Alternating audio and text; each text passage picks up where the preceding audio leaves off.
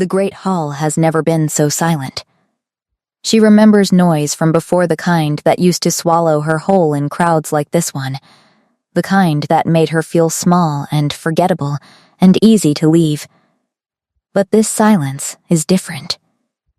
This silence has teeth. It presses against her skin like a held breath, like the entire world is waiting to see what she will do next. And she supposes it is. 500 wolves stand in this hall. Alphas from the northern territories with their broad shoulders and careful eyes. Betas whose loyalty has always been for sale to the highest bidder. Elders who have watched 3 generations of Lunas walk this same marble floor and who measure each one against the last. She feels every gaze like a separate wound, not because they wound her anymore, but because she remembers when they did. She walks anyway. The dress she wears tonight is not the dress of a woman who apologizes. Deep crimson, cut with ruthless precision, it moves with her the way water moves, fluid and purposeful and impossible to stop. Her dark hair is swept back from her face because she wants them to see it. She wants them to see that she has nothing to hide, that she came here tonight not in spite of everything that was done to her, but because of it. At the far end of the hall, on the raised dais where the ancient throne sits carved from black stone in memory, he stands. Calum. She has not allowed herself to think his name in 5 years. She has been careful about that, the way you are careful around something that once burned you, the way you learn to navigate the geography of your own heart and mark the places where the ground is still hot. But she thinks it now. She lets herself. Because she is no longer the woman who flinched from her own feelings. She is no longer the woman he made her feel like she was. He is watching her. She has been watched before, catalogued, assessed, dismissed. She knows the difference between the gaze of a man measuring her worth and the gaze of a man realizing, too late, that he made a catastrophic mistake. What she sees on Calum's face now is the second thing. It always comes too late. That is the nature of it. Beside him, half a step behind in the way that reveals everything about a relationship's actual architecture, stands the woman he chose. Mira, pretty in the way expensive things are pretty carefully maintained, precisely presented. She is watching too, but her gaze is different. Hers holds something sharp and afraid. She should be afraid. Not because anything violent is coming. That is not who she is, and it never was. But because everything Mira was handed, the title, the position, the future that was built on the rubble of someone else's life, is about to be understood for what it truly was. A placeholder. An error in judgment wearing a crown. She stops at the center of the hall. The Alpha King beside her, her Alpha King, the one whose people she has built and healed and led for the past 3 years, touches the small of her back. Not possessively. Not in the way Calum used to, like she was something he owned and could set down at his convenience, but in the way of a man who knows exactly what he stands beside and considers it the greatest fortune of his life. She exhales. She thinks of a girl who waited by a door that never opened. She thinks of that girl's face the morning she finally understood that waiting had become the whole of her life, and that she had been so busy waiting she had forgotten to live it. She thinks of the journey from that door to this hall, everything it cost her, everything it built in her. Then, she lifts her eyes to Calum's and she smiles. Not cruelly. Not with the performance of a woman who has been rehearsing this moment for years. Simply and genuinely, the way you smile when you arrive somewhere you always deserve to be, and you finally know it. She watches him swallow. She watches him understand. And then she turns her attention to the room to her future, spread out before her like territory she has already begun to map, and she begins. 6 years ago, she was no one. Or rather, she was someone who had been taught so thoroughly to believe she was no one that the distinction had stopped mattering. This is the story of how she learned the difference. This is the story of how she walked through fire and came out not unburned, but burning radiant with something that cannot be taken away, because it was never given to her by anyone else to begin with. This is not a story about revenge. People always expect it to be, and she understands why. The shape of her story invites that interpretation, the betrayal, the exile, the return in glory. It has all the bones of a revenge story. But the marrow is different. This is a story about a woman who chose herself. It just took a little while to understand that choosing yourself is the most radical, most devastating, most beautiful thing a person can do. Especially when everyone around you has spent years trying to convince you that you have nothing worth choosing. Let her tell you how it started. Let her tell you about the morning the ground fell away beneath her feet, and she discovered, entirely against her will, that she could fly. She was not supposed to love him the way she did. She knew that even then, in the beginning, when everything between them was new enough to feel like it belonged to her, and certain enough that she had stopped questioning whether it would last. Love like that has a particular quality. It quiets the part of you that knows better. It smooths down the edges of doubt with warm hands until the doubt falls asleep. And then, you are left alone with the feeling, unguarded, and that is when you are most at risk. His name was Calum Ashford, alpha of the Thornwood Pack, and from the moment she had met him she had been helpless in the specific way that only comes from recognizing someone, not from a previous life or some mystical bond. Though the mating pull between them had been immediate and undeniable, she had recognized him the way you recognize something you have always wanted and never been able to name. He was tall and certain, and he looked at her in those early months like she was an answer he had been carrying the question for. Her name then was Elia Voss, daughter of a lesser wolf family. No territory to her name, no political currency, no claim to anything except the pull in her chest that said this man, this one, yours. The pack had noticed, of course. Packs always notice. She had felt it in the way conversations paused when she entered rooms and resumed in her wake the lowered voices, the carefully neutral expressions that concealed calculations she was not yet experienced enough to read. She should have learned to read them sooner. She had spent 14 months as Calum's chosen mate. Not yet Luna that ceremony was planned, discussed, dated. She had a dress. She had memorized the vows. She had lain awake in the dark of his bedroom with his arm heavy across her waist and constructed their future with the careful precision of someone who has never had much and therefore treats everything they are given with enormous reverence. She had been so reverent.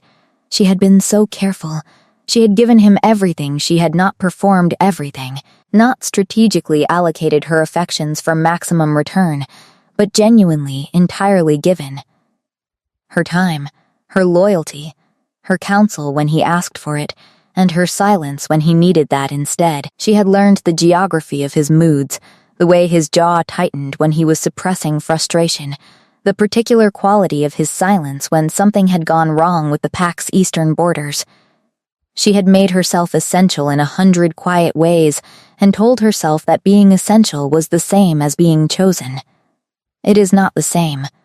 She understands that now with a clarity that cost her everything to earn.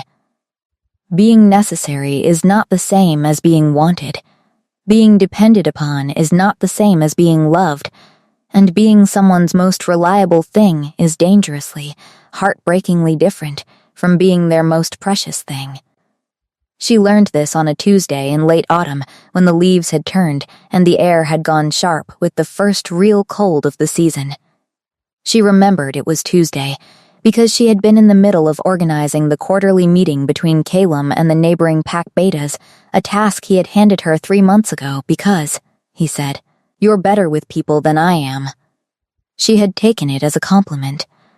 She had been wrong about what it meant.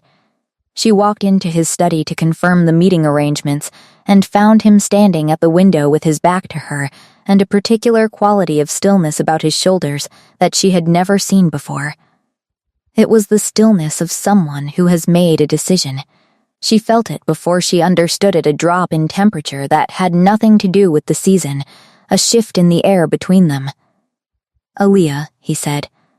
He did not turn around. She stopped in the doorway. Something in her already knew. The body knows things before the mind will agree to know them. Her hands had gone cold. Her wolf had gone very still in the way animals go still when they sense something in the environment has changed, and they are not yet sure whether to flee or simply brace. "We need to talk," he said. She remembered thinking, absurdly, about the meeting notes she was holding, about whether she should set them down or keep holding them. She remembered the feeling of the paper in her hands, crisp, specific, real, and how she gripped it like it could anchor her to the life she'd had 3 minutes ago before she walked through this door. He turned around then. His face was composed in the way of someone who has practiced this, who has thought about how to do this difficult thing and decided that composure was the kindest approach.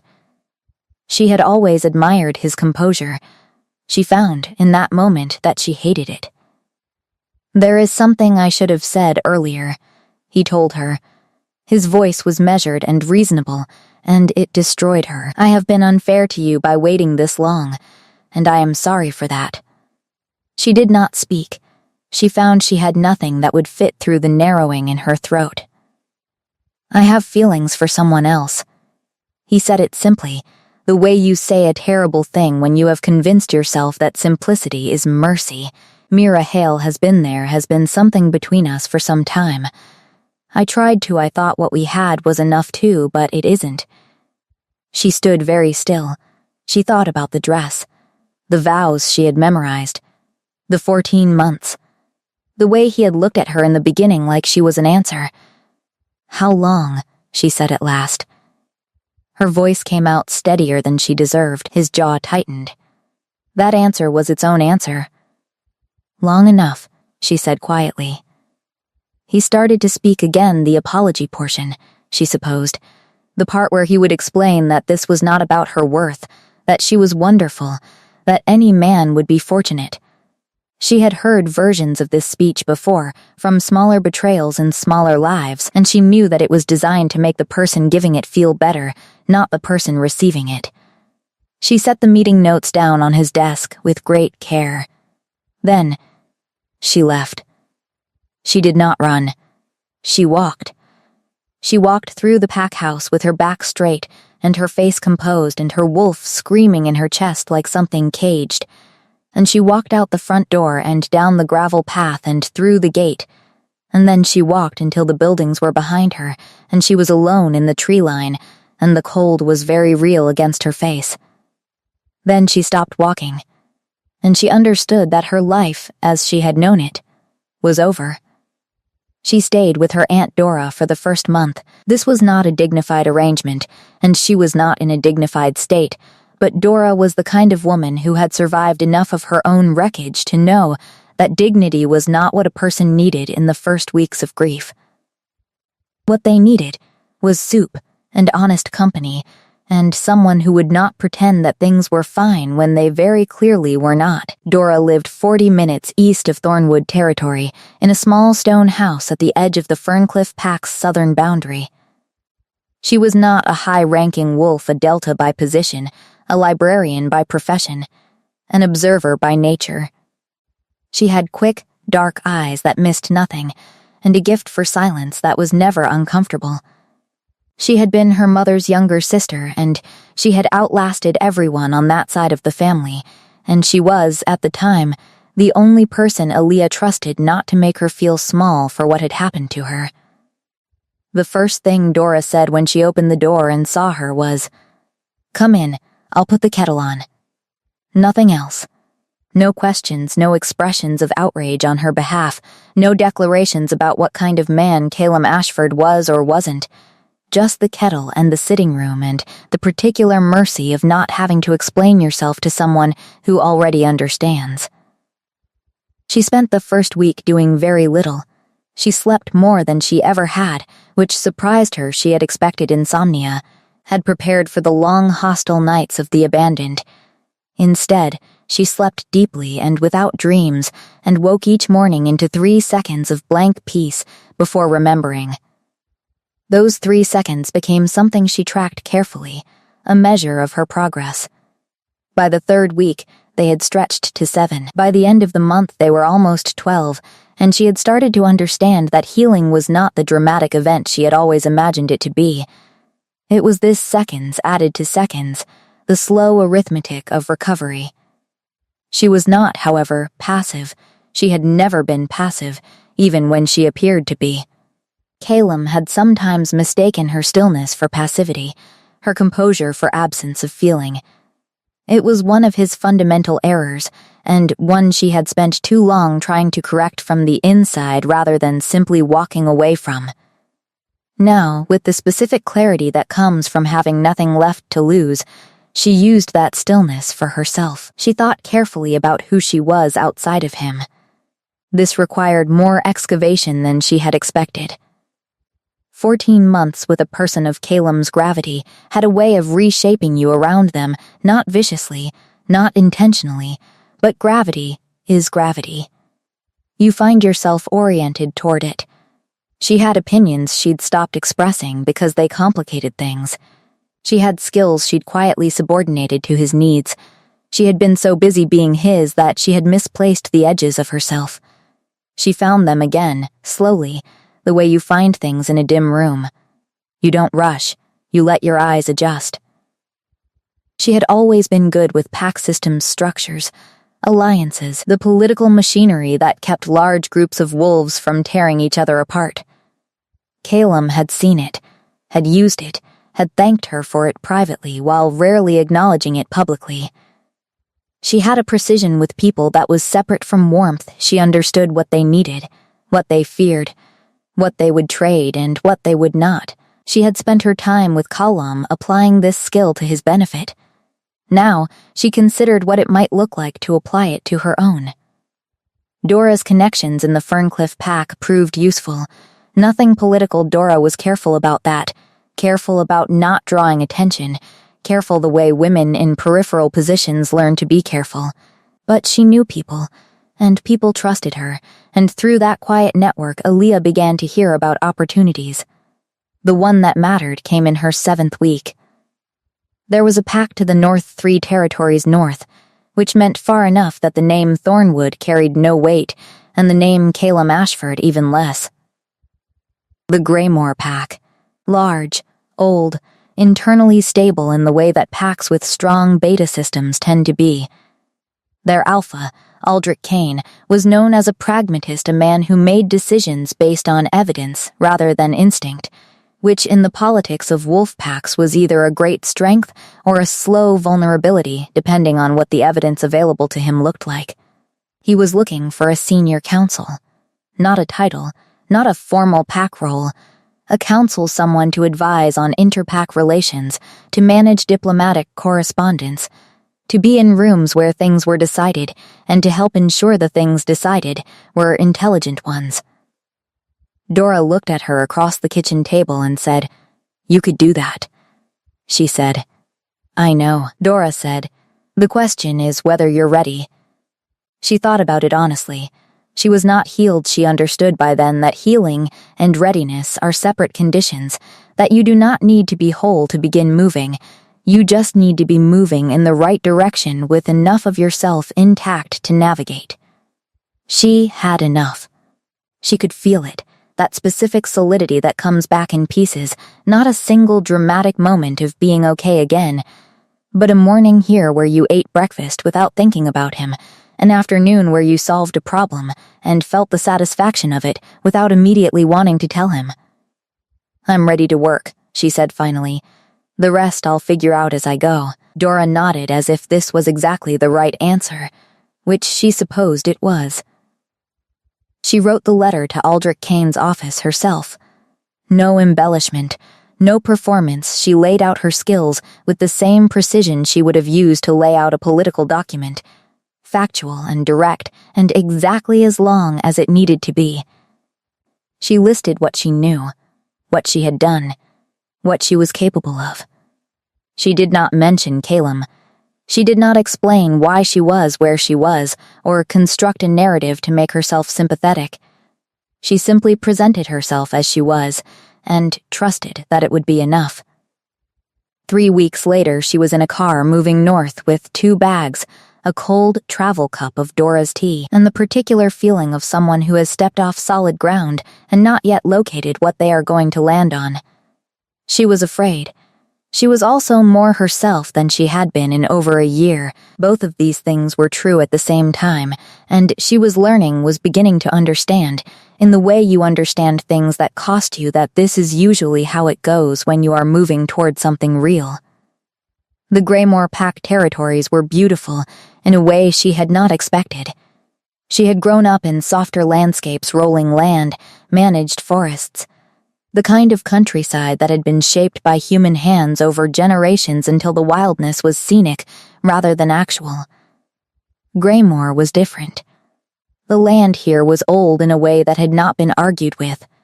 Mountains in the distance, real ones, with snow that never entirely left their peaks, forests dense enough that the light inside them was green and horizontal and nothing like ordinary daylight.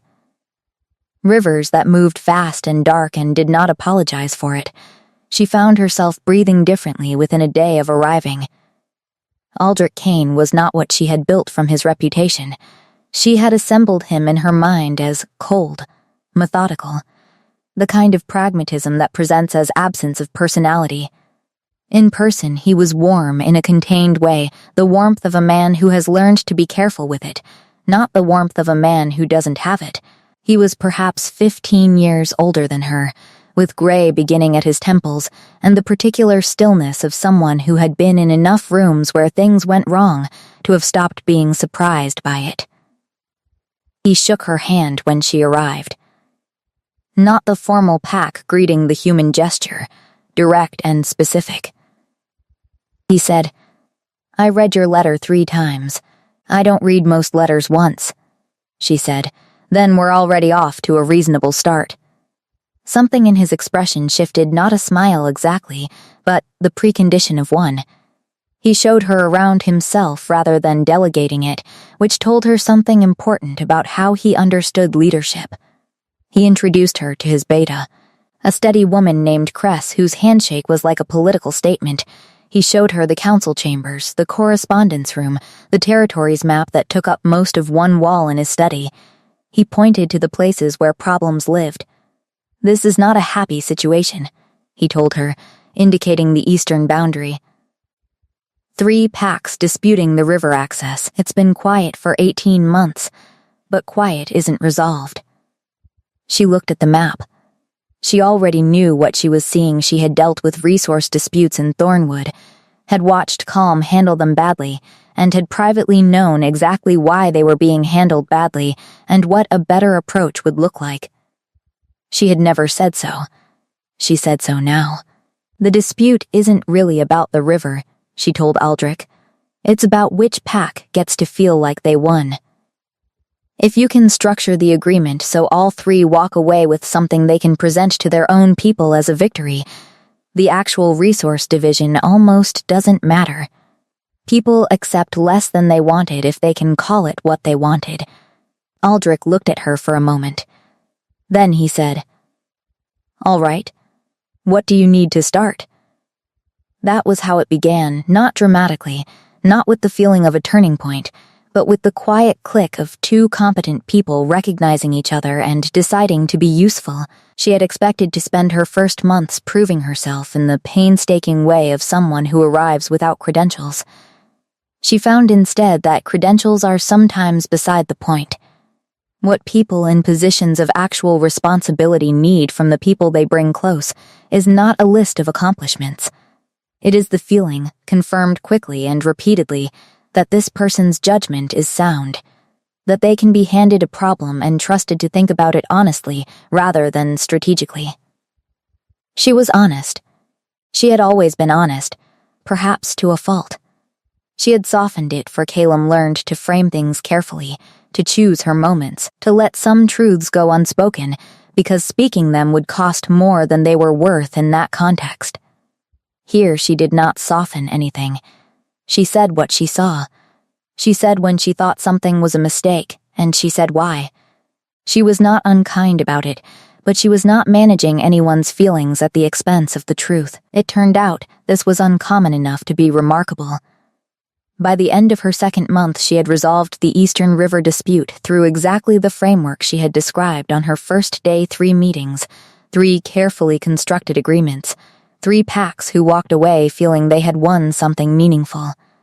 Aldrich presented the outcome at the quarterly council meeting and credited her by name, which she had not expected, and which meant more than she showed. Cress found her afterward in the correspondence room and said simply, "Well done, Elia." She said, "Thank you."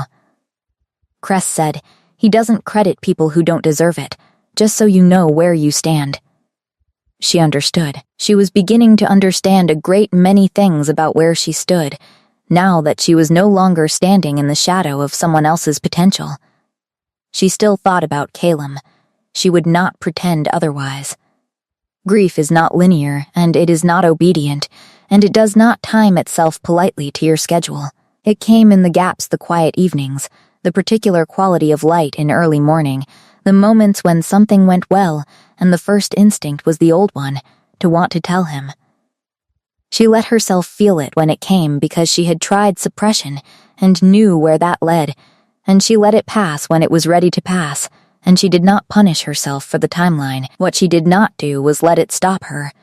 That was the discipline. Not the absence of feeling, but the refusal to be governed by it. She had given enough of her life's direction to things she could not control. She was done with that. The work expanded as her first year in Greymore became her second. She took on more disputes, more diplomatic correspondence, more of the delicate management of personalities and pride that pack politics required at every level. She found that she loved it with a fierceness that surprised her. Not because it was important, though it was, but because it was hers. The competence was hers. The results were hers. No one could take credit for it, and no one could take it away. She was building something. She could feel it, the slow accumulation of a life that fit her, like putting on a coat made for your exact dimensions after years of wearing something that almost fit. The difference is everywhere and nowhere, and you feel it in your whole body. She felt it in hers. The messenger arrived on a cold Thursday in the 3rd year. She was in the middle of drafting the framework for a trade agreement between Greymore and the Southhaven Pack, a document that required the particular kind of diplomatic language that says one thing clearly while technically committing to 2 things, precisely the kind of writing that is only possible if you understand exactly what both parties are actually afraid of beneath, what they are publicly demanding. She was good at this.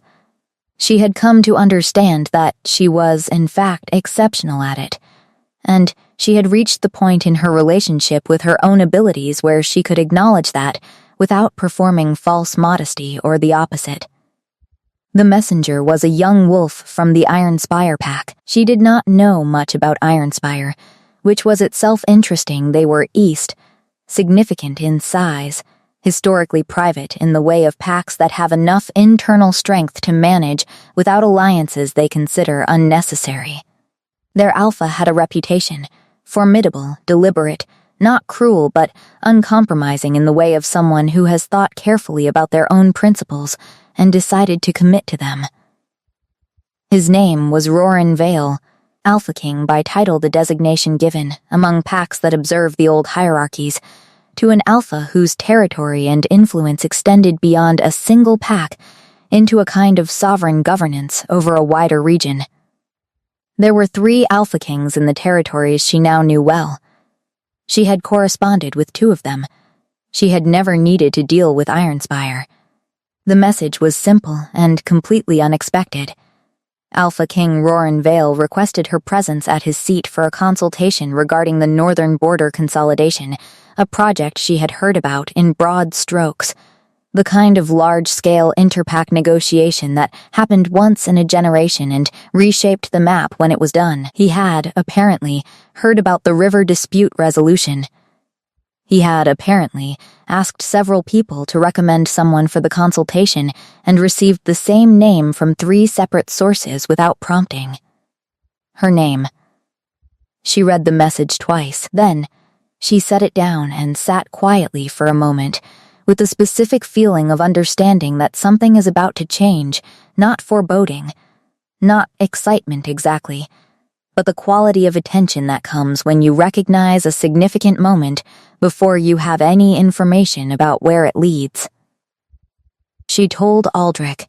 He read the message and was silent for a moment, in the way of someone who is pleased and is measuring how pleased they are allowed to appear. "You should go," he said finally. "I know," she said. "I wanted to tell you first." He looked at her. "This is going to be a bigger thing than a consultation," he said. "You understand that?" "I think so," she said. He nodded slowly. "Whatever comes of it, Greymoor's door is not closed to you. You know that." She did know that. She had built something real here, and Aldrich was a man who understood the value of what she had built. The open door was genuine, not performative. She felt the weight of it, the specific gratitude that comes from having been treated with respect by someone who had nothing to gain from treating you with respect. "I'll be back for the Salthaven signing regardless," she said. He almost smiled. "I assumed you would." Ironspire was a full day's travel. She used the time the way she always used travel thinking, not in the anxious circular way she had once used thinking as a disguise for worrying, but with the clean, forward motion of someone working through a genuine problem. She knew nothing about Roran Vale beyond reputation, and she needed to know more before she walked into his hall. She had learned, in Greymoor, that the most important thing you can know about a person before negotiating with them is what they respect. Not what they want, what they respect. Those are different things, and people will give you far more of what you need if you come at them through the thing they respect rather than the thing they want. What she had gathered suggested he respected precision. He respected people who did not waste his time. He respected results over relationship not because he was cold, but because he had seen enough people rely on the warmth of personal connection as a substitute for actual competence, and he had decided this was a form of fraud. Good, she thought. She was very good at precision. She was exceptionally good at not wasting people's time. The Ironspire estate was different from Greymoor's more naturalistic territory. This was architecture that had been built to make a statement, but the statement was not what she expected. She had anticipated something imposing, something designed to communicate power through size. What she found was something designed to communicate power through exactness. Every line was deliberate, every proportion considered. It was the built environment of someone who understood that mastery of detail is more intimidating than mastery of scale. She liked it immediately, and distrusted her immediate liking, which was a useful habit. Roran Vale met her in a room with a long table and 3 windows looking north. He was younger than she had imagined, perhaps 35, with the kind of physical stillness that is not relaxation, but rather a form of complete readiness, the stillness of a compressed spring. His eyes were the particular gray of early morning light, and they assessed her in the first 3 seconds with a directness that would have been rude from anyone with less obvious intelligence behind it. He said, "I was told you are the best person in the Northern Territories for interpact negotiation." She said, "That's probably accurate." Something changed in his expression interest, she thought, the genuine kind. He said, "Sit down. Tell me what you know about the northern border consolidation." She sat down. She told him. Not everything she knew. You never tell everything you know in the first meeting with anyone, regardless of their stated intentions. But enough to establish that she understood the problem at a structural level, that she saw the political fault lines the way a geologist sees stress fractures, that she was not going to require extensive explanation before she could be useful. He listened without interrupting. When she finished, he was quiet for a moment. Then he said, "When can you start?" She had not expected to stay. That was the truth she returned to often in the months that followed. She had arrived at Ironspire with the intention of a defined consultation, a specific project with a beginning and a foreseeable end, after which she would return to Greymore and the life she had built there. She had not anticipated the scope of the work. She had not anticipated Rorin, not in the way of a romantic complication that came later, and slowly, and with the particular reluctance of two people who have both been careful with themselves for long enough that lowering that carefulness feels like a structural risk. What she had not anticipated was a mind that moved the way his did. She was accustomed to being the most precise thinker in most rooms. Rorin was precise in different directions, and the experience of having her thinking genuinely challenged by someone who was not trying to undermine her, but simply operating at an equivalent level, this was unexpectedly, almost alarmingly, wonderful. Their working method established itself within the first 2 weeks.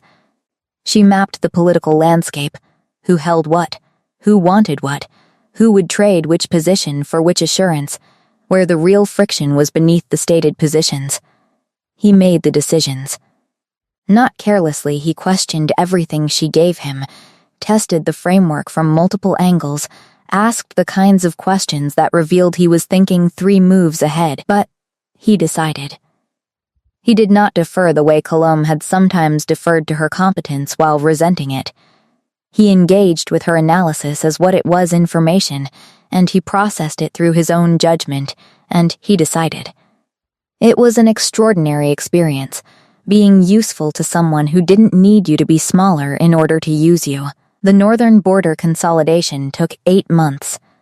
It was the most complex diplomatic work she had ever done, 17 pacts, 6 major resource disputes, 4 generational grievances that predated living memory and required a kind of careful archaeological approach to even understand, let alone resolve. She lost sleep over it, not the anxious lost sleep of her earlier life, but the productive insomnia of someone genuinely absorbed in a problem, turning it in the dark the way you turn a stone to find the grain of it. There were setbacks. There were moments when the whole structure seemed to be collapsing, a treaty she had spent 3 weeks building unraveling in an afternoon because of a slight at a dinner she hadn't attended. A resource allocation she'd thought agreed upon, suddenly contentious again, because 2 alphas had met privately and inflamed each other's grievances. She handled them. Not easily, not without cost. But she handled them, and each time she did, she became fractionally more capable of handling the next one. Rorin noticed. He was not effusive, this was not his manner, but he was precise in his acknowledgement. The way she was beginning to understand, he was precise about everything. He said, "That was well managed." He said, "I would have lost that if you hadn't caught it." He said, "Once, in the late evening after a particularly difficult negotiation session, I don't know what I would have done for this project if you hadn't come." She said, "You would have found someone." He looked at her. "Someone less good," he said simply. And it would have shown in the result. She held that. She did not deflect it, did not minimize it, did not do any of the things she had been trained by years of living adjacent to someone else's ego to do with praise. She received it. She let it be true. She said, "Then I'm glad I came." Something shifted between them in that room, in that moment. Not dramatically, not with the crash and heat of the mating bond that would come later and be its own overwhelming thing, but a small, precise shift in the quality of the space between 2 people, the kind that comes when both people acknowledge simultaneously that something is present that they have both been carefully not looking at directly. She was the one who looked away first. She was not ready yet. She knew herself well enough to know that. She had learned so much in 3 years about who she was and what she was worth and what she needed from another person. She had not yet learned the hardest part, how to trust the knowledge again, once you have been shown that knowledge can be used against you. She was working on it. The consolidation was ratified in the 9th month. 17 pacts, signing in sequence in the Iron Spire Hall, the document she had spent the better part of a year constructing becoming real in ink and pressed seals, and the particular gravity of public commitment. She stood to the side. As it happened, it was Roran's moment. This was his territory and his title and his vision, and she felt something she had not felt in a long time. Pride. Clean, uncomplicated pride. Not the anxious pride of someone hoping they will be recognized, but the solid pride of someone who knows what they have done. The celebration afterward was long. She sat with Cress, who had come from Greymore for the occasion, and with Iron Spire's beta commander, and with the Alpha of Salthaven, whom she had known for 2 years now, and she ate and drank and laughed and was genuinely present in a way she had once feared she might not be capable of again. Roran found her near the end of the evening. The hall had thinned. He stood beside her at the edge of the gathered company, not looking at her, both of them looking at the room and what it meant. "Stay," he said. She did not pretend to misunderstand him. She had been thinking about it for weeks, in the way you think about something you already know the answer to but are not yet ready to say. "I'll stay," she said quietly. He exhaled, a small thing, barely audible, but she heard it. And she understood it, and she stored it very carefully. She did not become Luna the way she had once imagined becoming Luna. That version, the one she had built in the 14 months with Calum, the dress, the vows, the ceremony was soft-edged and romantic, and had required her to be smaller than she was to fit inside it. This was different. This was not a ceremony handed to her by someone else's decision about her worth. This was something she had built herself, brick by patient brick, and when Roran asked her formally, not in a grand room, not in front of 500 people, but in the territory map room on a Tuesday morning with 2 cups of tea going cold on the desk, between them she understood that the formality of the question was a kind of respect. He was not assuming. He was asking. She said yes. The preparation for the ceremony took 3 months, not because she was indecisive, but because she was thorough, and Roran's pack was large, and the political implications of a new Luna in a territory of Iron Spire's influence required careful management. She managed it herself, which he had not asked her to do, but which she had chosen, because doing so was both efficient and instructive. She learned the pack the way she had learned every political territory she had ever worked in, from the inside out, through the people who held it together quietly, the betas and the pack elders and the mid-rank families whose loyalty was the actual foundation of any alpha's authority. She was good at this. She was better at it than she had ever been. 3 years of being only herself, of applying her full attention to her work without the complicated tax of managing someone else's ego, had sharpened everything. She was not thinking about Calum when she learned he was coming. She was thinking about a detail in the ceremonial seating arrangement that she was not satisfied with, a small political implication in the placement of 2 specific elder families that would be read by people who noticed such things, and she was turning it over in her mind the way she turned over all problems, patiently and from multiple angles, when Roran's aide told her. Calum Ashford of Thornwood had confirmed his attendance at the Luna ceremony. His presence was a political courtesy. Thornwood was distant, but not irrelevant, and the occasion demanded the broader recognition of neighboring alphas. He would come with his Luna and his beta. He would attend. He would leave. She stood very still for a moment. Her wolf was quiet. Then, she said, adjust his placement in the reception order. Thornwood is 3rd tier by territory size. He should be sequenced accordingly. The aide noted it. She returned to the seating arrangement. This was the whole of what she gave to the information. She was honest with herself, later in the privacy of her own rooms. She went through what she felt the way you conduct an inventory methodically, without judgment, just to know what was there. There was something. A residue. Not grief exactly. Grief had finished its work a long time ago. She had given it the time and space it needed, and it had run its course and left, as things do when you let them. What remained was something smaller, the memory of pain, which is different from pain itself. The way you remember that a fire was hot, and understand it completely, and have no desire to put your hand back in. She was not afraid of seeing him. She was mildly curious, in the abstract way you are curious about closed chapters, and she was careful about the curiosity, because she had learned enough about herself to know that what looks like curiosity can sometimes be something else if you're not watching. But it wasn't something else. She checked. She was genuinely not afraid. The night before the ceremony, she sat alone in the garden. The Iron Spire estate had a formal garden on its northern side, geometrically planned, which she would not have chosen herself, but had come to appreciate for the way it demonstrated a kind of optimism.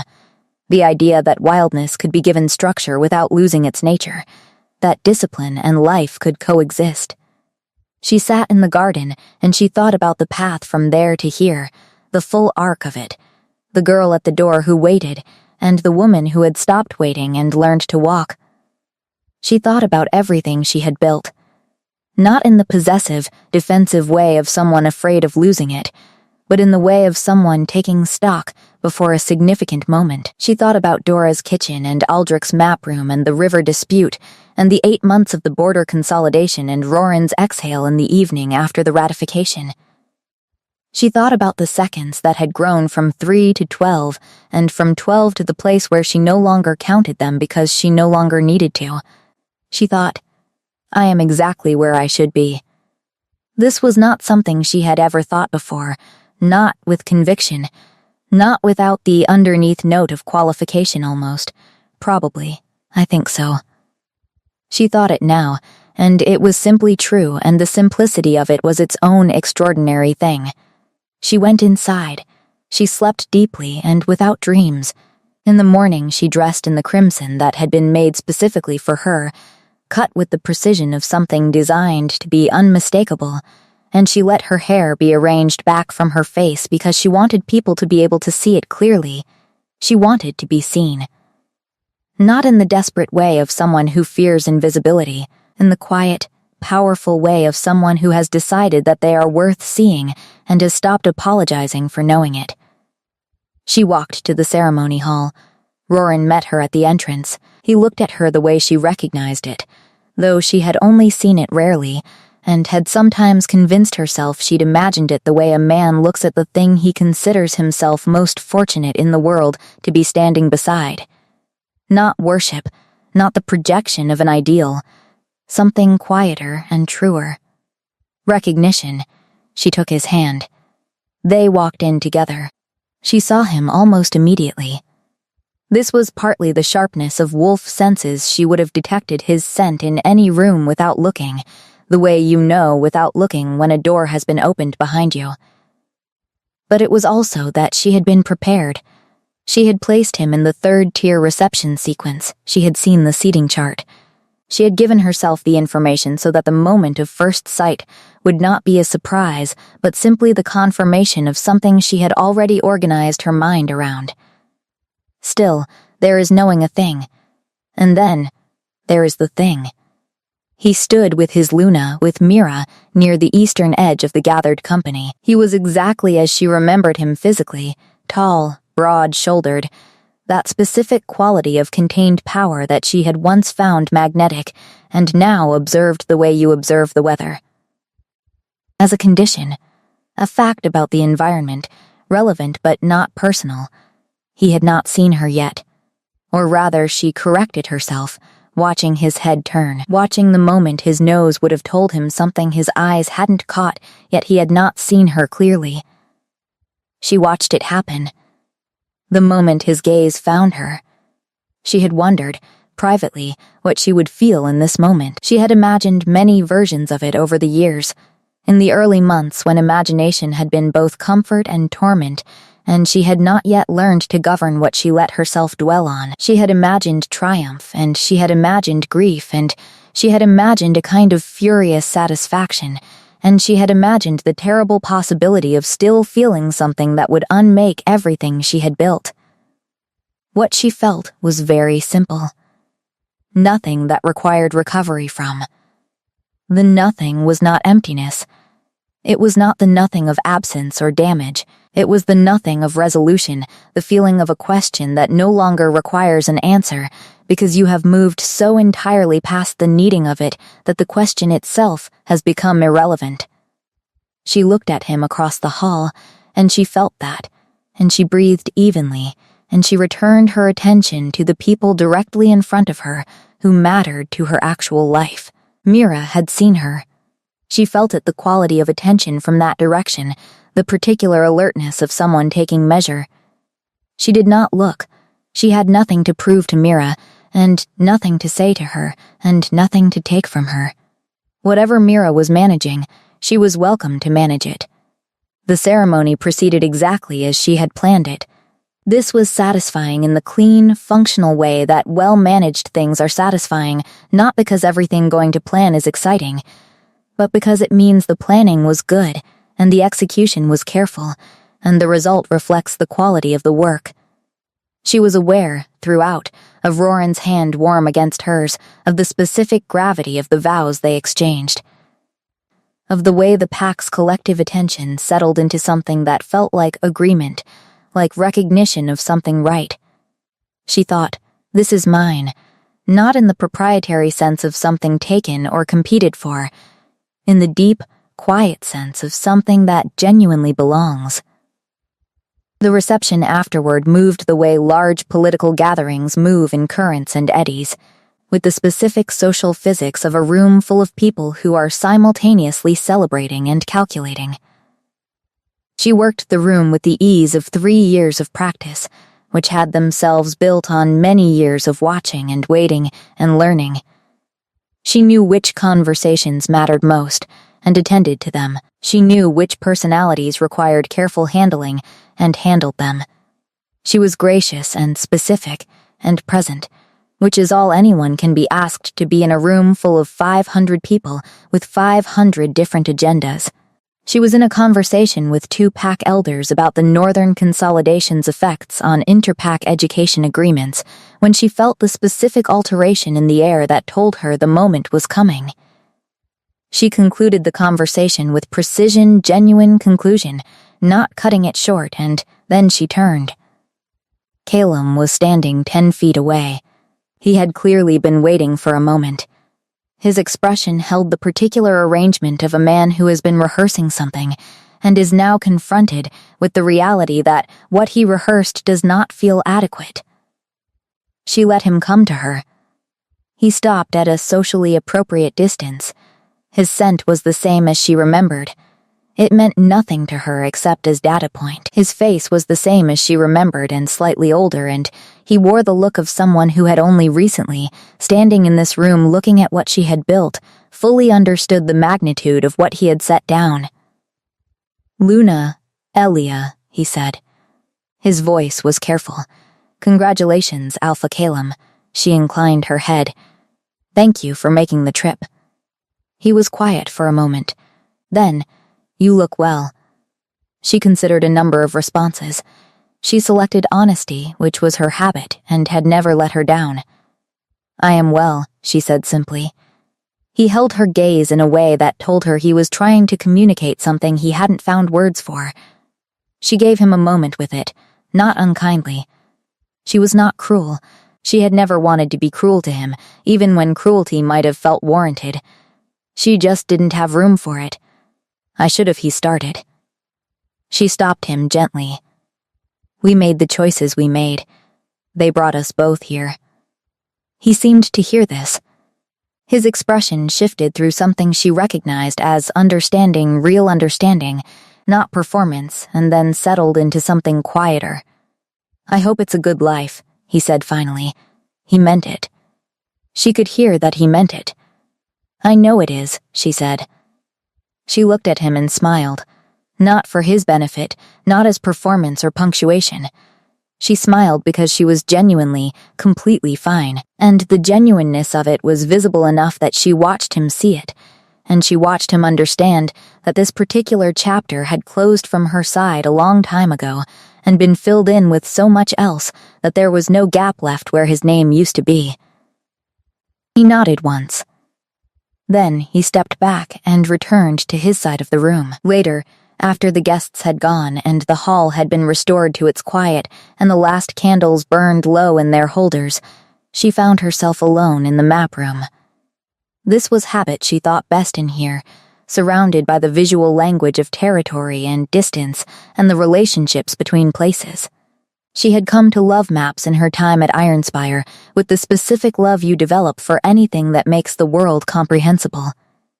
Maps promised that even the most complicated geography had a structure, that if you found the right elevation you could see how everything connected. She stood at the large northern map, and she was not thinking about anything in particular. She was in the good empty state that comes after an enormous effort has been completed and before the next thing has asserted itself, the between space, quiet and necessary. Roran found her there. She had known he would. She knew his patterns the way she knew the territories she'd spent 3 years learning from the ground up, with attention and care. Because she had chosen to and because the knowledge mattered to her. He came to stand beside her. He did not say anything for a while. This was one of the things she had come to love about him, the specific quality of his silences, which were never uncomfortable because they were never absent. He was always present in his silences, genuinely sharing the space rather than simply occupying it. "I saw you with him," Roran said eventually. She knew which him. There was only one him worth mentioning. "And?" she said. He looked at the map. "I wanted to see if it told me anything." "What did it tell you?" He was quiet for another moment. "Then, that you were talking to someone from another life." "That's all." She turned to look at him. The candlelight made his face something out of an old portrait, all shadow and precision, those gray eyes steady and watching. "That's exactly right," she said. He held her gaze. She saw him reading her the way she read territories carefully, without preconception, willing to accept what was actually there rather than what he expected to find. She let him look. She had nothing to conceal. She had spent 3 years learning to be someone who had nothing to conceal, and she had learned it so thoroughly that the transparency had become as natural as breathing. He said, "Are you happy?" The question was simple, and she answered it without hesitation. "Completely," he nodded. "Good." The word carried everything he didn't perform. She turned back to the map. There was a new project beginning in the south, 3 packs with trade disputes that had the familiar anatomy of resource disagreements covering statospheres. She had been thinking about the approach. She touched the relevant territories with one finger, tracing the borders, feeling the texture of the problem begin to organize itself into shape. "I've been thinking about the Southmere situation," she said. He came to stand close, looking at where her finger rested. "Tell me." She told him. They talked for a long time, leaning over the map in the low light, building the architecture of a solution together. This was, she thought, not for the first time, what partnership was supposed to look like. Not one person diminishing themselves so the other could appear larger. 2 people, each complete, each capable, making something between them that neither could make alone. She thought about the girl at the door. She thought about her with great gentleness, the gentleness you extend toward a younger version of yourself, not with pity but with understanding, knowing what she could not know then, and being grateful that she found her way through it regardless. That girl had been very brave. She had stayed long past the point of wisdom, yes, but she had also, when the ground fell away, chosen to fly. She had gotten up and left the door and the dress and the memorized vows, and she had gone north and further north, and she had built something real, in the only way real things are built, with time and honesty and the willingness to be exactly who you are and let that be enough. It had been enough. It was enough. Roran's shoulder was warm against hers as they leaned over the map. Outside, the Ironspire grounds were quiet and dark, and the mountains were somewhere in the distance, the ones with snow that never entirely left their peaks, and she could feel through the bond the pack sleeping. All those lives she was now woven into, all that responsibility that she had chosen because she had learned that the right responsibility does not diminish you, it gives you context, purpose, the precise shape of something larger than yourself to be part of. She breathed in. She breathed out. Somewhere in the building, a clock marked the hour. The sound traveled through the quiet, specific and clear, and she stood in the map room with the future mapped in front of her, and the person she trusted most beside her, and she felt what she had stood in the garden the night before, and felt. But deeper now, fuller. With the weight of the ceremony, and the conversations and the seeing of him, and the knowing with her whole body that it was over, and had been over for so long that over. Wasn't even the right word she felt. Right. She felt. Mine. She felt here, exactly here, is where I was always going. This, she understood, looking at the map and feeling the warmth of the man beside her and the pack sleeping in its bonds around her, was not a happy ending. Happy endings were for stories that stopped. This was something better, a happy middle, a life in full motion, going somewhere she wanted to go, with someone who knew who she was and chose her for it, not despite it. That was everything. That was, she understood with a clarity that required no further examination. Enough. The Southmere situation resolved in 6 weeks, which was faster than she had projected. This happened occasionally when your analysis of the underlying fears is accurate enough and your framing of the solution is clean enough, the result arrives ahead of schedule. She had learned not to be suspicious of this. Fast resolution was not the same as fragile resolution. Sometimes problems are ready to be solved, and they simply need the right hands. She spent the weeks that followed doing what she always did after a major project. She stayed visible in the smaller things. She attended the pack's communal gatherings, the ones that were not political but social, where the business conducted was the business of people actually living alongside each other. She remembered names, circumstances, the details that told you what a life was really made of. She listened more than she spoke. She was present in the way that Aluna's presence matters, not performing authority but simply being available, being real, being someone the pack could orient toward without feeling the orientation cost them something. She was in the middle of one of these afternoons, an outdoor gathering near the South Orchard. Nothing formal. The pack's younger families and their children spread across the long grass when she heard from Cress. The message was forwarded from Graymore, from Aldrich's office. She recognized the indirect routing as Aldrich's particular courtesy, making sure it came to her through her own people, not as a surprise through Ironspire's correspondence. She read it standing near the orchard's edge with the sounds of children behind her and the warm smells of late summer in the trees. Calum and Mira had announced a separation. She set the message down. She examined herself carefully. This was her habit, and it was a good one. She found nothing that required management. She found the mild abstract awareness of a person reading about weather in another region.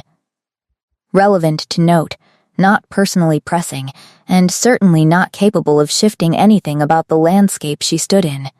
She thought about Mira briefly, not with triumph and not with sympathy of the performed kind, but with the genuine recognition that separation was hard regardless of how it started, and that she wished no one particular suffering.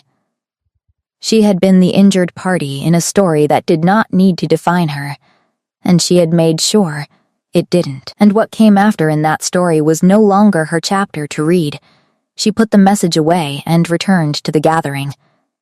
Roran was there. He had come out from the estate midway through, which was not something he did often, which meant he had made the choice specifically. She watched him crouch down to speak to a small child who had presented him with something apparently remarkable from the orchard, watching him give the child his complete attention in the way he gave everything his complete attention, and she felt the warmth of it like sun on the back of her hand. He looked up and found her across the grass. She smiled. He inclined his head, just slightly. She had a meeting in an hour, a correspondence review in 2, a call with the Salthaven Beta in the late afternoon regarding follow-up details from the trade agreement that had been her first major work for Roran. She had a full, specific, demanding life that she had built with her own hands and her own judgment and her own willingness to walk north into the unknown and trust that she was capable of finding solid ground. She walked across the grass toward him. The summer afternoon was long and generous. The pack's children ran through it with the complete absorption of creatures who live entirely in the present tense, and she moved through the golden light of it, and she felt the particular, extraordinary, ordinary feeling of someone who is exactly in the right life.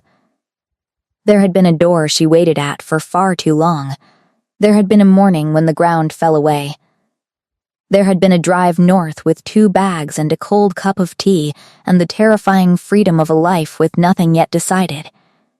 There had been a river dispute and 8 months of the consolidation, and a ceremony in crimson, and a map room, and Roran's exhale, and all the seconds that had grown until she no longer counted them. There had been every ordinary Tuesday that had come together into a person she was glad to be. She reached him. He straightened. The child had moved on to the next remarkable thing. "Long afternoon," he said. "Good afternoon," she answered. He looked at her the way he always looked at her, with the precision of someone reading something they find consistently worth reading. "You heard from Aldrich's office," he said. It was not a question. She nodded. "Are you all right?" She held the question honestly, the way she held all honest questions. Then she said, "I'm well." Genuinely, he studied her face for a moment. Then, "Good." They stood together in the afternoon. The children were somewhere behind them, their sounds carrying soft across the grass.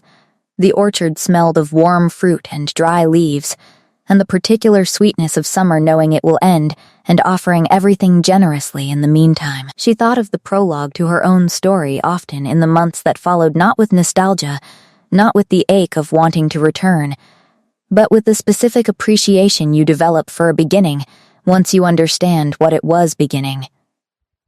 That hall she had walked into. 500 wolves and a silence with teeth. The crimson dress moving like water, Roran's hand at the small of her back.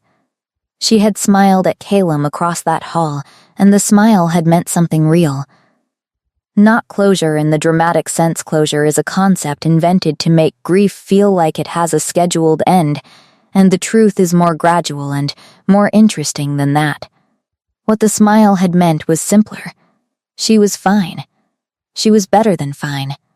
She was the author of her own life, and the chapter with his name in it had been necessary because it had cracked something open in her that she did not know needed cracking, and what grew from the crack was worth every piece of what the cracking cost. She was Luna of Ironspire.